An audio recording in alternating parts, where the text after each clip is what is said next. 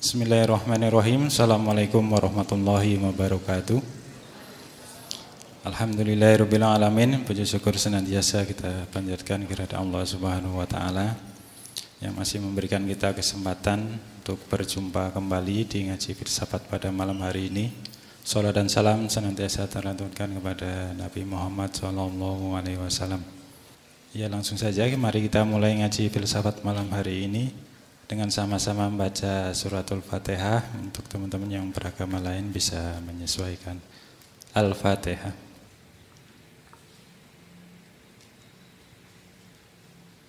Ya, selanjutnya kami persilahkan kepada Pak Farudin Faiz. Bismillah. Assalamualaikum warahmatullahi wabarakatuh. Bismillahirrahmanirrahim. Alhamdulillahi rabbil alamin. Wa bihi nasta'inu ala umurid dunya waddin.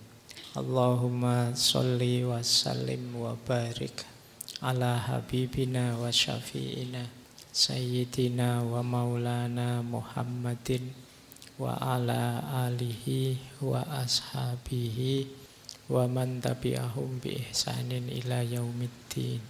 Amma ba'du. Bismillah, mari kita lanjut ngaji lagi. Malam hari ini kita masih ada di tema Sokrates, mbahnya para filosof yang dipandang sebagai pelopor memuncaknya tradisi berpikir filsafat di Yunani. Sekarang kita mulai belajar ya. Ini mungkin beberapa mengulang dulu waktu kita ngomong tentang Sokrates. Sokrates saat dia berkiprah, berfilsafat, berdakwah, berhadapan dengan antagonisnya, musuhnya, yaitu kaum sofis. Jadi ada dua kontras pandangan antara Sokrates dan kaum sofis ini. Kalau menurut kaum sofis, kuncinya kebenaran itu kekuasaan. Siapa punya kuasa, dialah nanti bisa ngatur kebenaran. Lebih seperti pandangannya Foucault bahwa power is knowledge, bukan knowledge is power. Siapa punya kekuasaan, dia bisa ngatur mana benar, mana salah. Relasi kekuasaan yang berhubungan dengan pengetahuan, katanya kaum sofis, kebenaran itu kuncinya kekuasaan. Kaum sofis ini banyak isinya guru-guru yang memang pendidikan itu jadi profesi. Jadi mereka kerjanya seperti itu. Sehingga kebenaran versi mereka itu sesuai yang bayari mereka. Ini gaya sofis. Dulu pernah kita bahas satu sesi penuh sofisme. Yang kedua, kata kaum sofis, ukuran kebenaran itu manusia. Manusia adalah ukuran segala sesuatu. Kalau kita bilang seperti Sokrates bilang dulu kan, kebaikan itu ada standarnya. Kata orang sofis, standar itu kan yang bikin kita. Kalau tidak cocok diganti saja standarnya sesuai yang kita inginkan. Karena manusia adalah ukuran dari segala sesuatu. Dan relativis. Jadi relativis itu kebenaran itu relatif, tergantung. Ini gaya sofis yang bertolak belakang dengan Sokrates. Kalau menurut Sokrates, kebenaran itu memang ada, objektif. Manusia silahkan mencari, silahkan meraihnya. Jadi dia bukan sesuatu yang sifatnya relatif. Jadi baik itu memang ada, benar itu memang ada, indah itu memang ada. Jadi standar itu sifatnya absolut, mutlak. Ini gayanya Sokrates. Nah, saya tidak tahu kalian lebih prefer yang mana.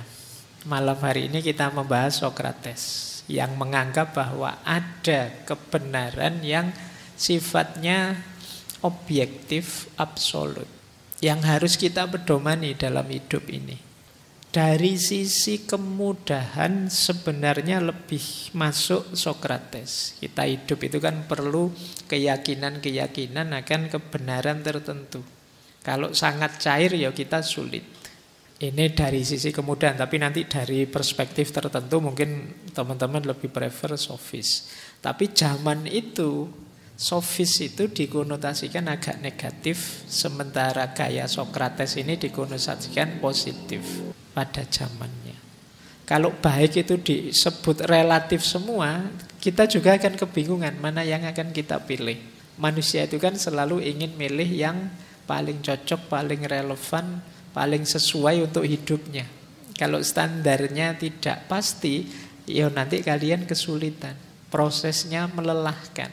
Nah itu dari sisi ini mungkin lebih prefer ke Sokrates. Baik, nah ini kegelisahannya. Zaman itu Sokrates mengkritik orang-orang di sekelilingnya. Misalnya itu satu kalimat yang dilontarkan oleh Sokrates, apakah engkau tidak malu begitu peduli menghasilkan uang, ketenaran, nama baik, sementara engkau tidak peduli dengan kebijaksanaan, kebenaran, dan perbaikan jiwamu.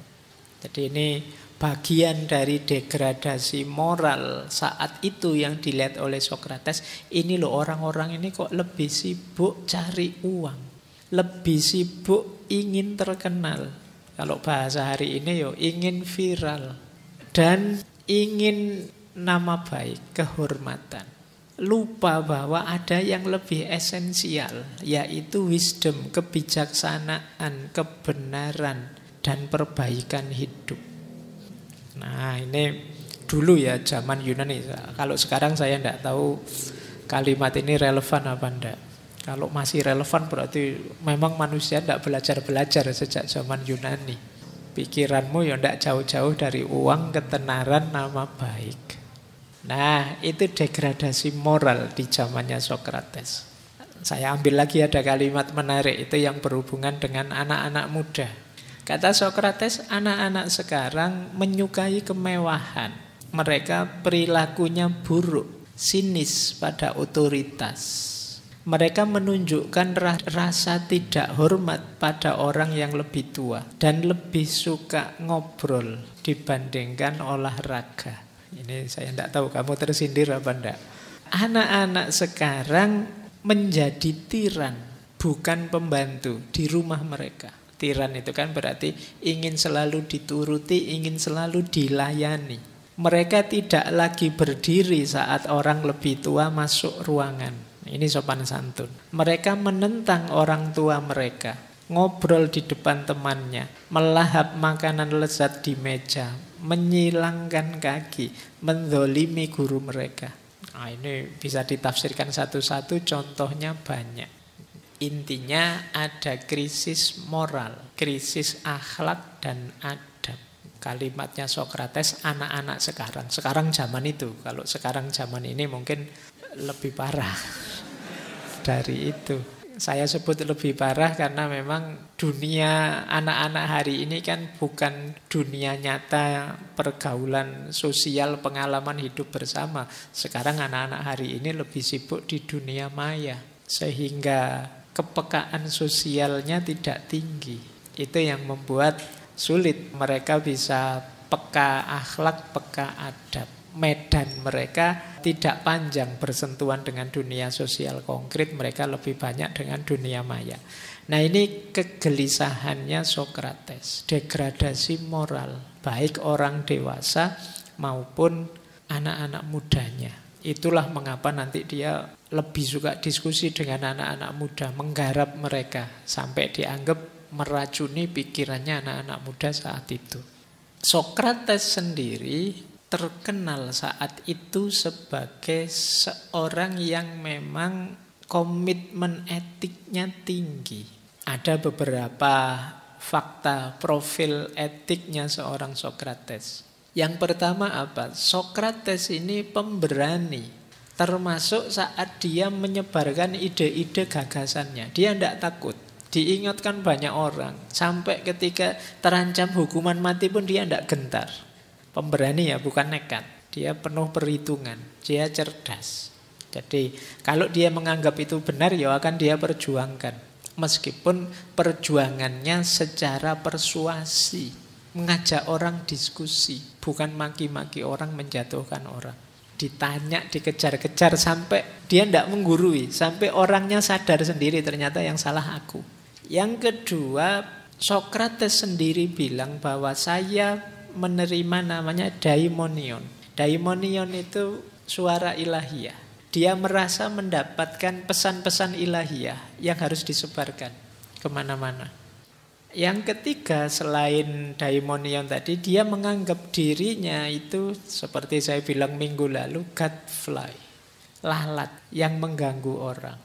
Jadi memang cara dakwahnya dia itu mengusik pikirannya orang, membuat orang tidak tenang. Tapi itu gayanya Sokrates. Jadi itu profil etiknya. Jadi mungkin secara pribadi banyak orang sebel sama dia, tidak suka. Tapi ya kata dia ya biar saja, demi agar orang sadar tentang dirinya. Makanya dengan gayanya ini bahkan nanti Sokrates dikenal sebagai orang yang paling bijaksana saat itu. Jadi minggu lalu saya ceritakan kan ada peramal oracle dari kuil Delphi yang ketika ditanya apa ada orang yang lebih bijaksana di Athena ini selain Sokrates, jawabannya dia tidak ada. Dialah orang yang paling pinter, yang paling bijaksana. Baik, kita lanjutkan. Menurut Sokrates, apa sih kebajikan itu? Kebajikan itu adalah kebijaksanaan. Nah, jangan lupa wisdom. Ternyata perbuatan baik itu perbuatan yang bijaksana. Untuk bertindak secara efektif atau tepat dalam situasi tertentu, berdasarkan pengetahuan tertentu. Jadi kalau kalian tanya, Pak ini perbuatan baik apa buruk? Coba dicek itu ada dasar pengetahuannya ndak, ada dasar ilmunya atau tidak, kemudian pas atau tidak situasinya, efektif atau tidak. Kalau pakai bahasa epistemologi, dasar pengetahuan itu namanya know that, kesesuaian dalam pelaksanaan, kecocokan dalam pelaksanaan itu namanya know how.